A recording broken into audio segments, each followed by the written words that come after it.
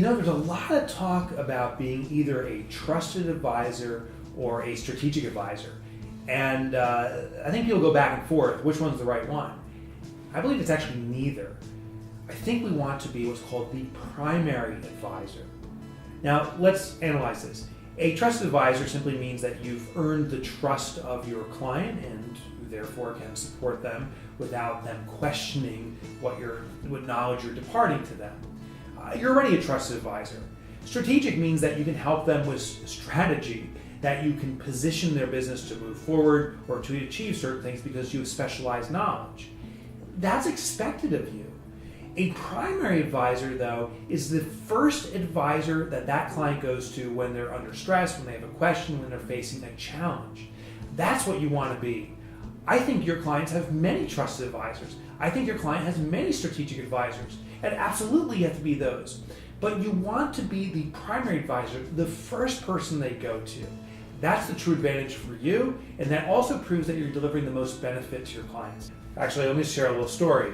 My daughter recently was going to Virginia Tech, my alma mater. She started school there, and after a semester it was very clear the school wasn't a fit for her and she wanted to transfer out. Now, I've never had a child go to college, let alone transfer out and go somewhere new. So I didn't know how to handle it.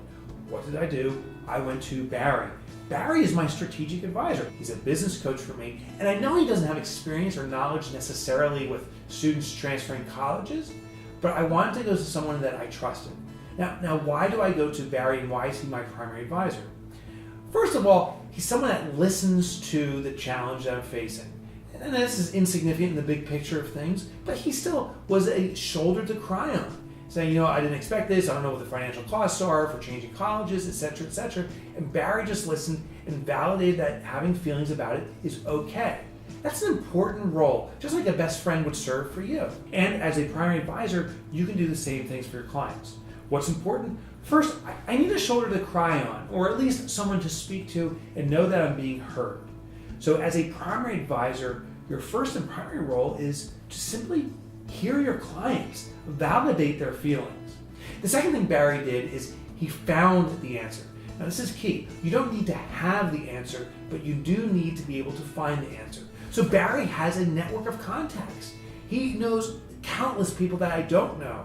And when I told him about this challenge I was facing, he said, I know 3 or 4 parents that have their children going through college right now, and I think one of them has a student that's transferring. Let me speak with them and see if I can put you in touch. And that's exactly what he did. And now I had a resource someone to go to and learn from. And the other thing that Barry does is he knows my industry. He knows the business I'm in. He studies it. So he's very intimate with the challenges that my business faces. When I come to him with a challenge that's regarding my business, he's already intimate with what my business does, and I don't need to re-educate him. That's why I always go to Barry first. He already knows me well enough that I don't have to explain anything. It's truly like acting like a best friend. So to be a primary advisor, know your client and their industry inside and out. Here's a little hint. Be a specialist in a niche. I know you've heard this before, but man, you gotta do it. That's what a primary advisor does. So do the same. And the last thing that Barry does is he anticipates the needs for my business. He knows my industry so well, he's constantly researching what's going on, that when I have a challenge, he's telling me about it before I'm even aware of the challenge. That's the power, again, of being in a niche. He reads the articles, he reads the trends, and he's advising me proactively. Now, when my daughter was transferring colleges, of course, he didn't necessarily anticipate that, but my business needs, he anticipates to the point where he's giving me knowledge before I even realize I need it. Now, the benefits to you should be pretty obvious. As a primary advisor, now you transcend cost. It doesn't matter what you charge anymore. You are clearly a value-based provider. You're the most important, strategic, trusted, because you're the primary relationship they have. And that's the important part. As a primary advisor, you're automatically trusted, you're automatically strategic, you are the gateway for your clients to getting the answers they need. You are the gateway, and that's a critical relationship that every client needs. That should be you.